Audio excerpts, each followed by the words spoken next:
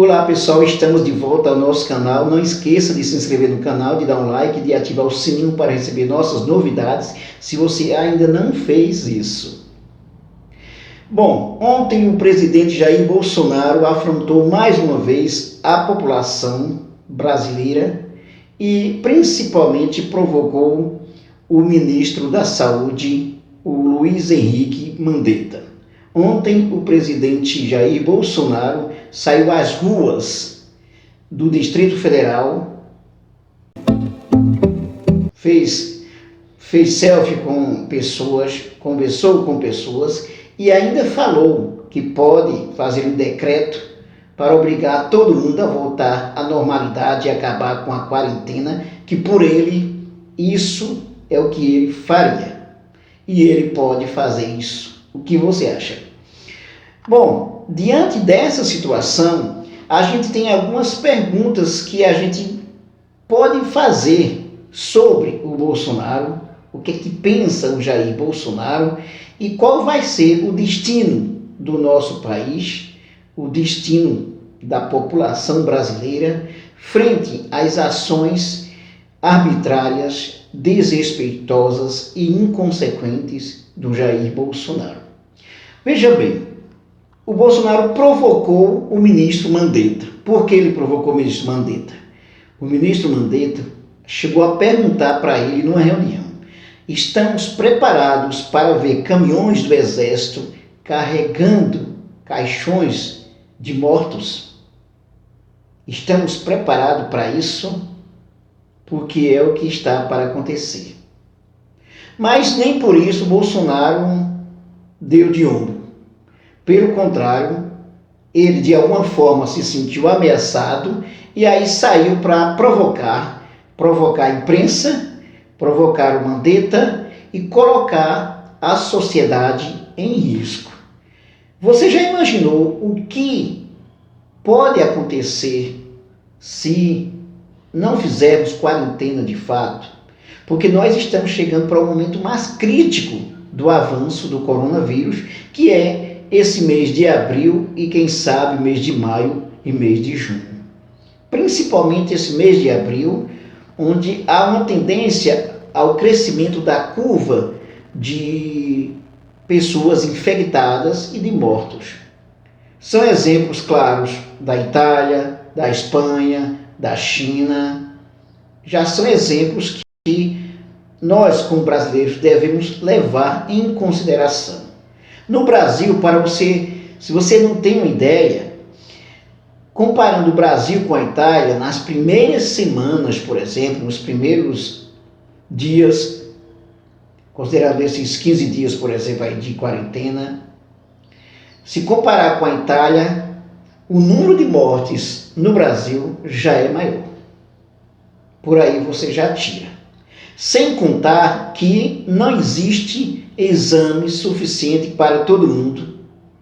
É possível que muita gente esteja infectada sem saber.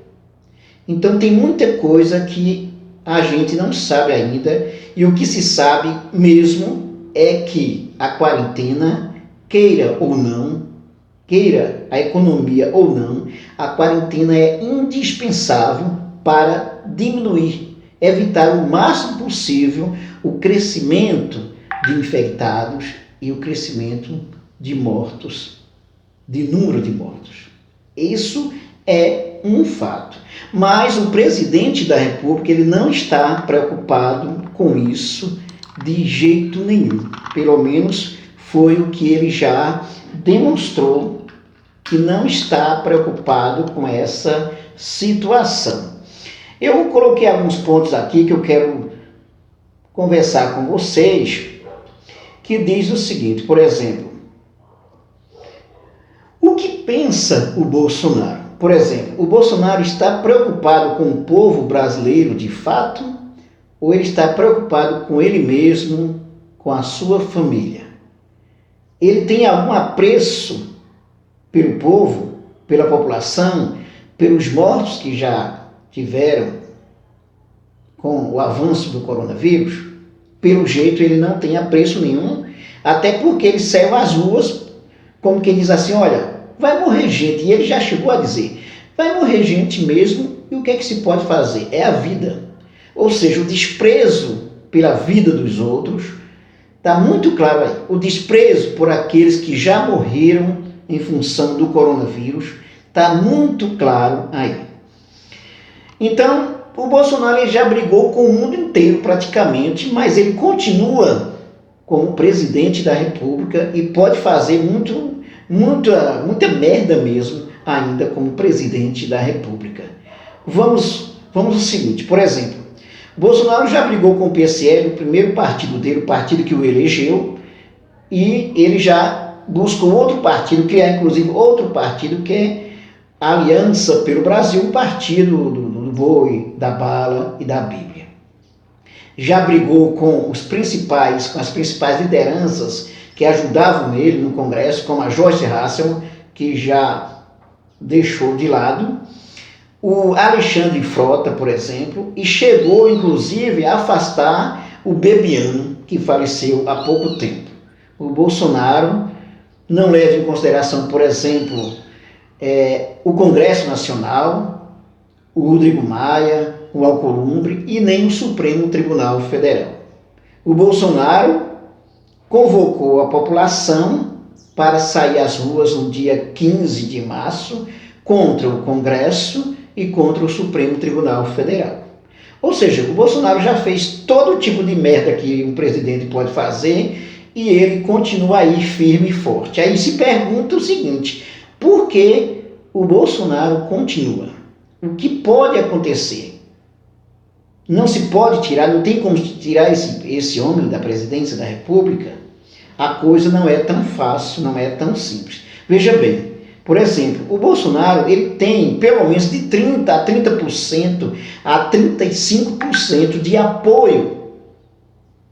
E ele tem apoio da sua base, dos insensatos, do gado, pode dizer o que quiser. Ele tem apoio desse gado, ele tem apoio de evangélicos, e são apoios maciços, que não fogem de jeito nenhum.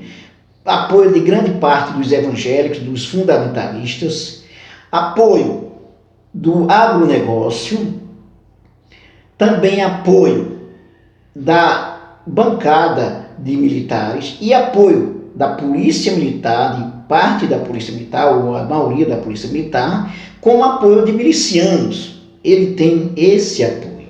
E tem apoio também por parte dos militares que estão lá dentro, inclusive das Forças Armadas, pelo menos uma parte, é o que dá para perceber que ele tem um apoio, talvez não tão grande, mas ele tem um apoio. E comprou, inclusive, alguns militares, inclusive que estão com ele aí na sua equipe presidencial.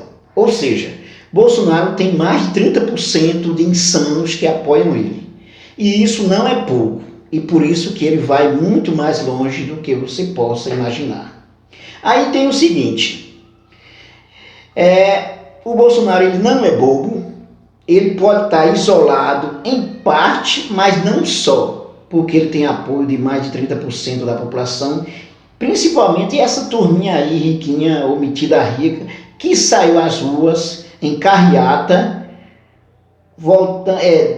defendendo o fim da quarentena, defendendo a normalidade e não acredita nessa história do coronavírus.